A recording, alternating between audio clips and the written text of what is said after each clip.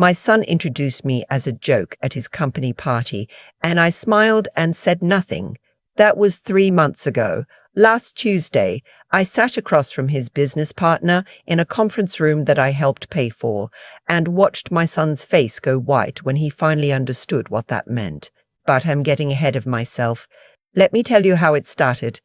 The party was held on the 42nd floor of the Meridian Tower in downtown Chicago. My son, I'll call him by what he's called me his whole life, just Mom, had been building his investment consulting firm for 8 years. 150 guests, open bar, a jazz quartet in the corner playing standards I recognized from the radio in my car. The kind of event where the shrimp cocktail costs more per piece than my lunch. I took the bus to get there. I always take the bus. I have for 40 years. My son met me at the elevator in a charcoal suit that fit him the way only expensive tailoring fits a person. He looked good. He looked like someone who had arrived somewhere important, and I felt that particular pride mothers feel when their children become more than they were given the tools to become. Then his wife appeared at his elbow. Her name is Courtney. She's 34, she went to Northwestern, and she has never looked at me the way a person looks at another person. She looks at me the way you look at a piece of furniture you inherited that doesn't match anything else in the room. My son put his hand on my back and steered me toward a cluster of his colleagues. These were the people he built the firm with, young, sharp, the kind of people who talk about portfolio diversification, the way I talk about the weather. Everyone, he said, with that easy confidence I'd watched him practice since he was 16, this is my mother. A few polite nods, a few smiles. Then he laughed, a short, performative laugh, the kind designed for an audience. She kept me humble growing up. Spent 30 years mopping floors at Riverside Memorial, so trust me, I know what it means to earn something. Someone chuckled. Courtney tilted her head and smiled at me the way you smile at a child who said something accidentally amusing. The hospital janitor, one of his colleagues said, not unkindly, but the words landed where they landed. I said, "It's lovely to meet you all," and I meant it, and I excused myself to find a glass of water. I stood by the window for a while looking out at the city. From 42 floors up, the lake looks permanent, unchangeable. It doesn't care who owns what beneath it. My son found me 20 minutes later. He brought me a plate of appetizers I didn't want and talked about the firm's growth projections. He never mentioned the introduction. I don't think he even remembered it had happened. I took the bus home. I sat in my coat and looked out the window at the streets I'd been taking for 4 decades, and I did not cry because I stopped crying over things like this a long time ago. When I got home, I opened the drawer in my kitchen where I keep the things that matter. Underneath the utility bills and the church bulletin from last Sunday, there was a folder. It had my name on it in my own handwriting. Harriet Louise Okafor, managing member. I made myself a cup of tea and sat down and opened it. Here's something I never told my son. I started at Riverside Memorial in 1984. I was 29 years old, freshly divorced, with a 6-year-old boy and $32 in a checking account that charged me a monthly fee I couldn't afford. I took the night shift because it paid 11 cents more per hour, and because the overnight supervisor, a woman named June, didn't ask too many questions when I needed to rearrange my schedule around a sick kid. I cleaned that hospital for 31 years, and for 31 years I listened. I listened to the doctors in the break room talking about real estate. I listened to the hospital administrator complain about a building on the west side that couldn't keep tenants because the owner didn't know what he was doing. I listened to the maintenance crew talk about which neighborhoods were changing, which blocks were getting new coffee shops, which landlords were selling because they were tired of it all. I listened and I saved, and in 1991, I bought a 2-flat on Keystone Avenue for $62,000. I had no business buying it. I had $3,000 in savings and a credit union willing to give me a small loan if I could show steady employment. I had 2 hands and a brother-in-law who knew plumbing. I painted it myself on my days off. I found tenants, a young couple on the first floor, a retired postal worker on the second, and I charged them fair rent, and I fixed things when they broke, because I had been a renter my whole life and I knew what it felt like when the landlord didn't. That building paid off the loan. Then it paid for the next one. By the time my son graduated from college, I owned 7 properties. I paid his tuition in full. He assumed it came from savings. I let him assume that. By the time he started his firm, I owned 19 properties across 4 Chicago neighborhoods and 2 in Gary, Indiana. I let him assume I was still just his mother who mopped floors. I need to be honest about why I did that. Not because it was smart. It wasn't entirely. I did it because I had watched money change people my whole life. I had watched it change the doctors at the hospital, who started kind and ended arrogant. I had watched it change my ex-husband's family when his grandfather died and left an estate behind. I had watched cousins stop speaking over amounts of money they would have handed each other without thinking 20 years earlier. I wanted my son to build something real. I wanted him to know, in his bones, that nothing came from nowhere, that every dollar required something human behind it. What I did not account for was Courtney.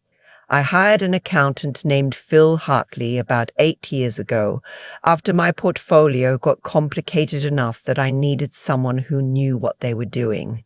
Phil is 61 years old, drives a 10-year-old Buick, and has never once in our entire professional relationship made me feel like I didn't belong in the room. 3 days after the party, I called Phil. "I need you to do something for me," I said. He said, "Does it involve the Meridian Tower building?" I paused. "Why would you ask that?" "Because I've been waiting for you to call about it for 2 years. Here is what Phil knew that I had not fully articulated to myself 18 months earlier, when my son's firm had needed capital to expand into a larger office space. They had taken on a silent investor through a holding company. The holding company was called North Shore Capital Partners, LLC. North Shore Capital Partners, LLC, was mine. My initials restructured, untraceable unless you knew what you were looking at. My son had taken his mother's money to fund his firm's expansion and had not known it. He had sat across a conference table from Phil's colleague who handled the transaction, and he had shaken hands and signed paperwork and said thank you. And he had gone home to Courtney and told her he'd secured private funding and they'd celebrated with the kind of dinner that costs what I used to spend on groceries for a month. I had not planned it as a lesson. It had simply happened. A colleague of Phil's had mentioned the opportunity, the terms were sound, and I invested because the investment made sense. But standing by that window on the 42nd floor, listening to my son laugh about the hospital janitor, I understood that the time for letting things simply happen was over. "I need you to set up a meeting," I told Phil, "with my son, his partner, and whoever handles their investor relations." "What kind of meeting?" "The kind where they find out who North Shore Capital Partners actually is." Phil was quiet for a moment. "Harriet, are you sure about the timing on this?" "I've been sure about timing my whole life," I said. "That's how you build something when nobody's watching." The meeting was scheduled for a Tuesday, 3 weeks out. In those 3 weeks, I did not call my son. He called me twice, once to ask if I'd gotten home safely from the party, which he remembered to ask 4 days later, and once to mention that Courtney's mother was coming to visit and they wouldn't be able to do Sunday dinner. I said that was fine. It was fine. I also made an appointment with my attorney, a woman named Beverly Ashton, who has handled my real estate matters for 15 years.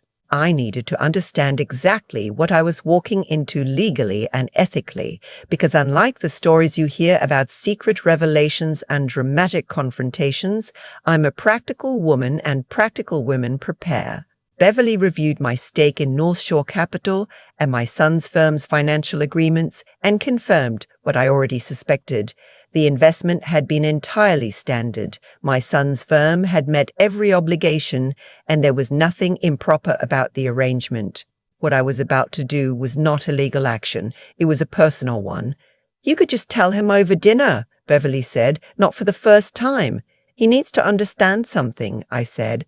"He needs to understand it in a room where the information can't be reinterpreted later." She looked at me over her reading glasses. "Beverly has known me long enough to know when I've made a decision." "All right," she said. "Let me know how it goes." The night before the meeting, I did not sleep well.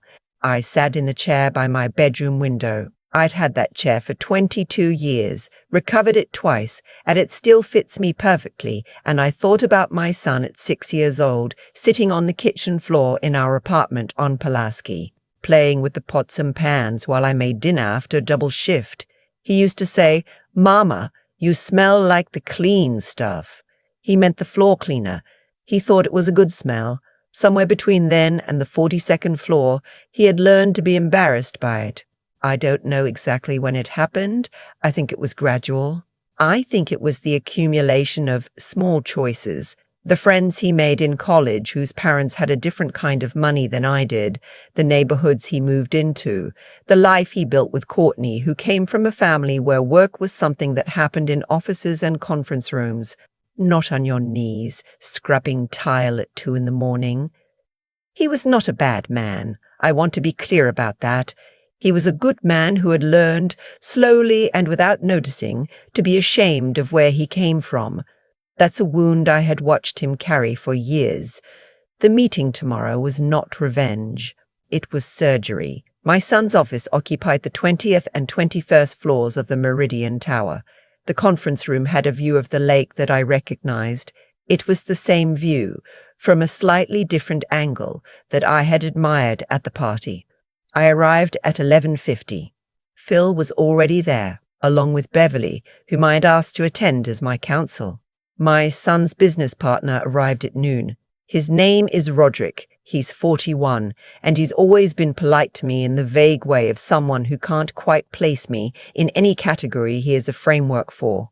My son arrived at 12:03, loosening his jacket as he walked in, mid-sentence to his assistant about a call he needed to return. He saw Phil first, then Beverly, then me. He stopped. "Mom."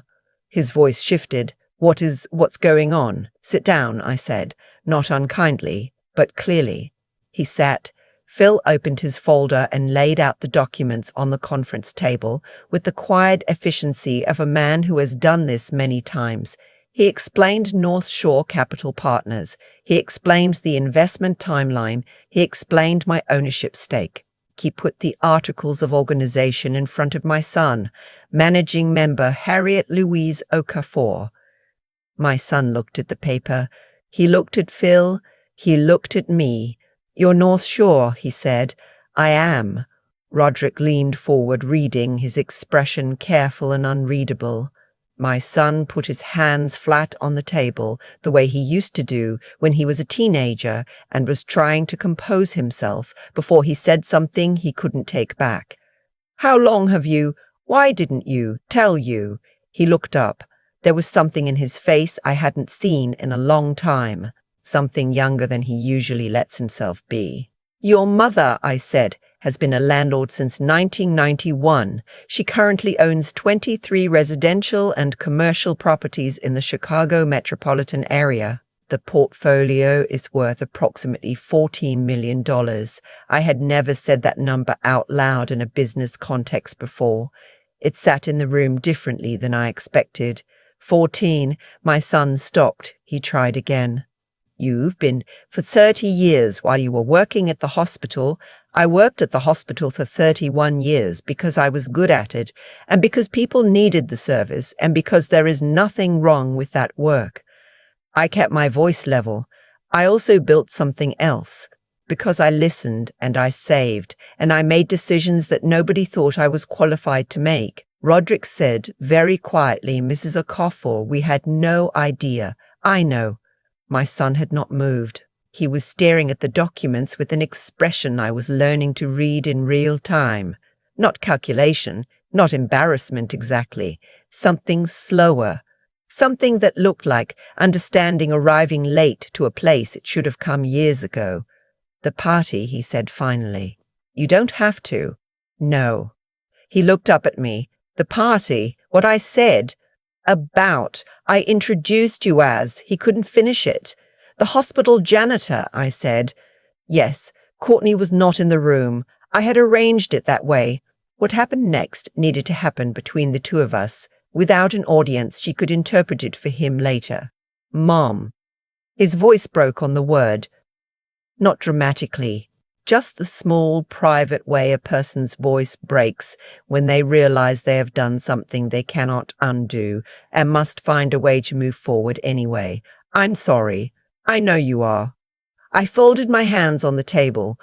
But I need you to understand something. The apology I need from you is not about the party. It's about what the party revealed. He waited. You have been ashamed of me, I said. Not just that night, for a long time. And I let it go because I thought it was something you'd grow out of, the way children grow out of being embarrassed by their parents. But you're 40 years old, and you introduced your mother to your colleagues as a punchline, and then you went home and didn't think about it again. He didn't argue. That meant something. The money isn't the point, I continued. I'm not showing you this because I want you to suddenly respect me because I have $14 million. If that's the only reason you change how you see me, then nothing has actually changed. I paused.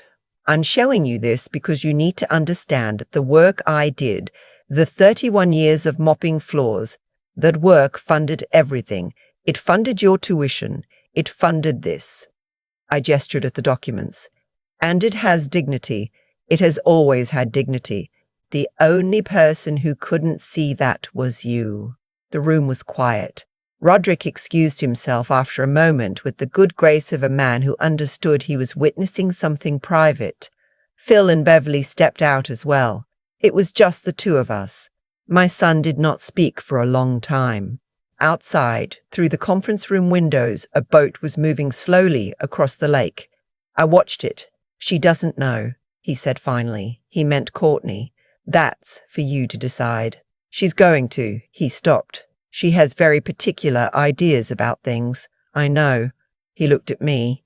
Did you do this to prove something to her? I did this, I said carefully, because you laughed. And I have spent 40 years not being the kind of person who is laughed at, and I have spent 40 years watching people make assumptions about what I was worth based on what I was wearing, and I have let most of it go because it wasn't worth my energy. I looked at him. You are worth my energy. He put his face in his hands. I waited. When he looked up, he had the face of the 6-year-old on the kitchen floor. Not weak. That boy was never weak. Just present. Just real. I don't know how to fix this, he said. You start by not how to fix this, he said. You start by not introducing me as a punchline. You go from there. And the investment, North Shore? That stays as it is. The terms were fair. The arrangement has been good for both of us. I smiled just slightly. You're a decent businessman. You got that from somewhere. He almost laughed. Not quite. Does this mean I have to tell Courtney that my mother is... You can tell her whatever you want, but I'd suggest you start with the truth. I gathered my copies of the documents and slid them back into my folder. She's going to find out eventually. They always do. 6 weeks later, Courtney called me for the first time in 4 years. She asked if I would like to have lunch. She suggested a restaurant I'd been to once, upscale, the kind of place where the menu doesn't list prices. I said I appreciated the thought and suggested a diner on Michigan Avenue that I've been going to for 25 years. Booze, good coffee, pie that is actually good and not ironically good. We met on a Wednesday.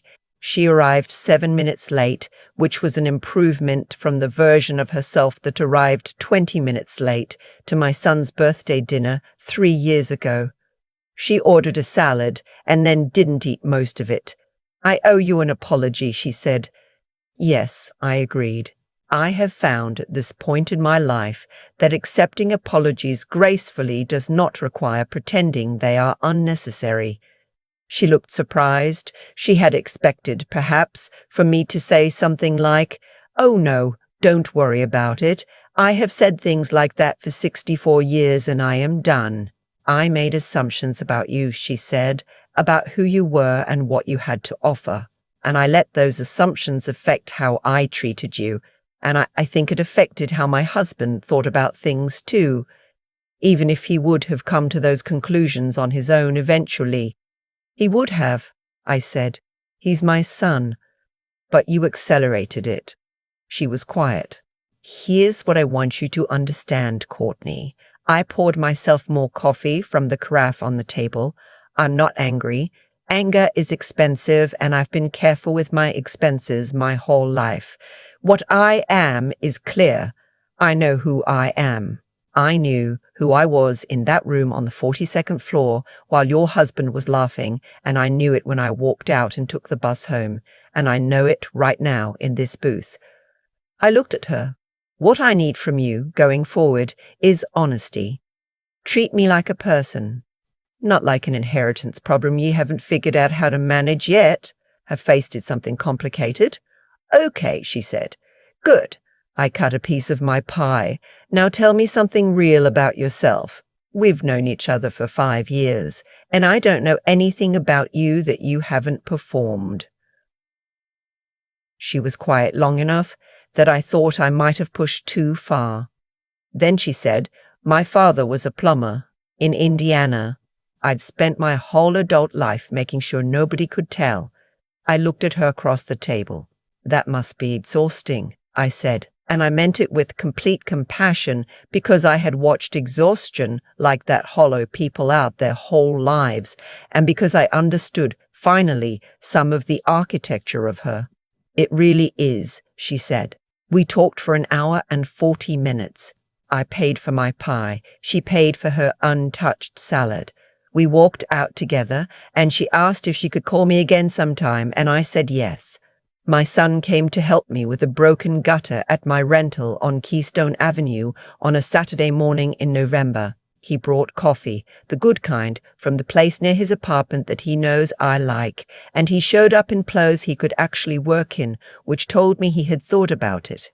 We were up on the ladder for 20 minutes, and then the coffee got cold, and we sat on the porch steps of the building I had bought 32 years ago for $62,000. "Phil says the Inglewood property is undervalued," my son said. "Phil's right. He usually is. Are you going to buy it?" "I'm thinking about it."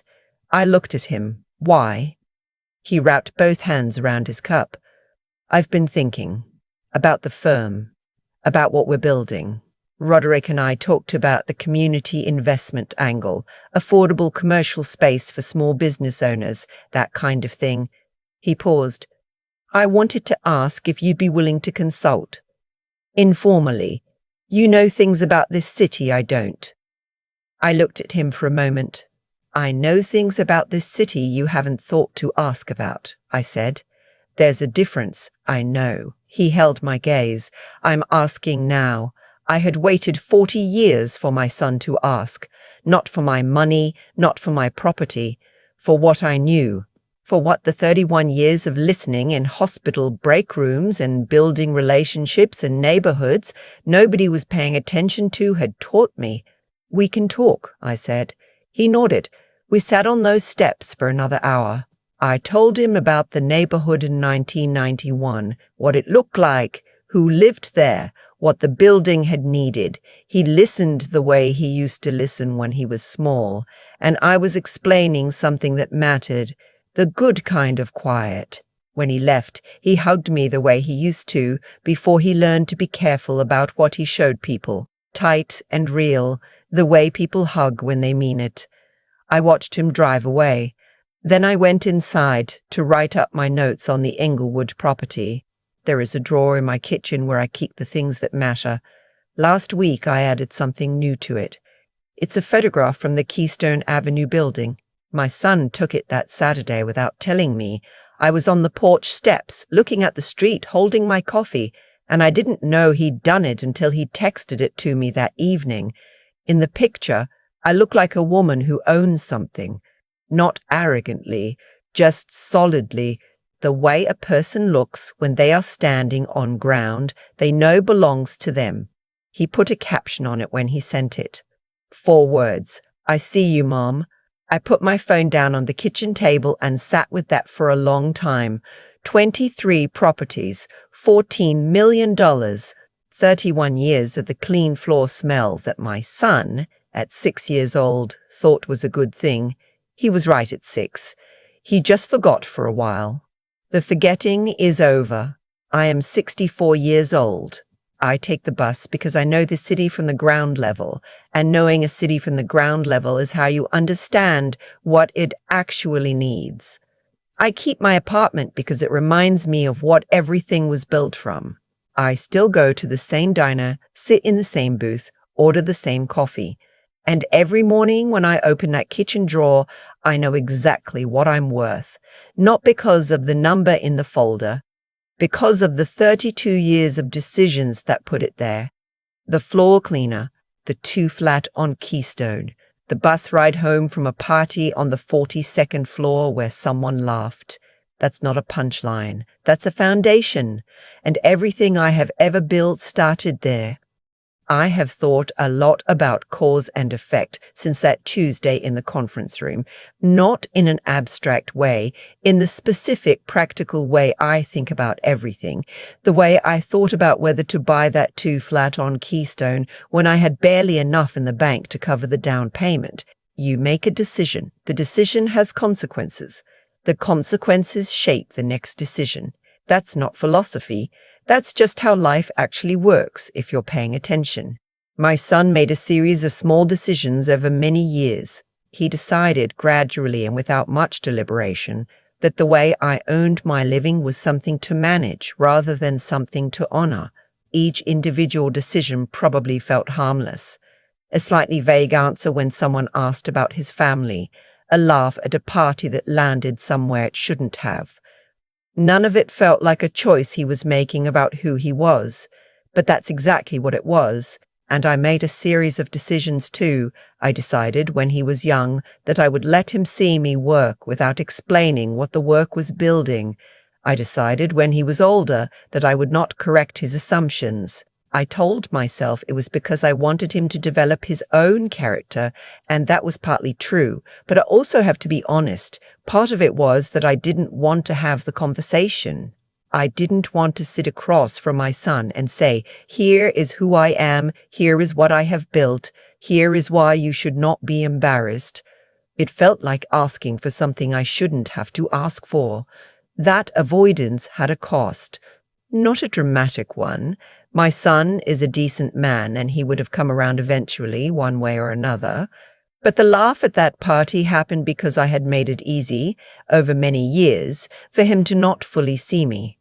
What I know now, after 64 years, is this: the people in our lives can only see what we show them. I showed my son a woman who took the bus and wore sensible shoes and didn't talk about money. He filled in the rest himself with the assumptions that were available to him. That's not entirely his failure. It's partly mine. What I also know is that character is not something you declare. Courtney told me she'd spent her whole adult life hiding that her father was a plumber. She had built an entire identity around the distance from that fact, and it had cost her. I could see it in the way she held herself at that diner table, like someone waiting to be found out. The intelligence it takes to build a successful life cannot compensate for the exhaustion of building it on a lie about where you started. Harriet. I still catch myself thinking of myself in the third person when I'm being honest. Harriet spent 31 years showing up before dawn to clean floors, and those floors funded everything. The properties, the education, the firm, the board meeting, the apology. None of it exists without the work that nobody saw. Resilience is not dramatic. It is not a single moment of refusing to give up. It is showing up for 31 years on a night shift when you are tired, when nobody is watching, when the return on that particular Tuesday is invisible. Moral clarity is not complicated either. It is knowing what your work is worth even when the person you love most has temporarily forgotten to ask. And real intelligence, the kind that actually builds things, is understanding that what you do and who you are cannot be separated. The floor and the foundation are the same thing. My son took a photograph of me on the porch steps of the Keystone building. I look like a woman standing on ground she knows, because I am. That's all any of it was ever about.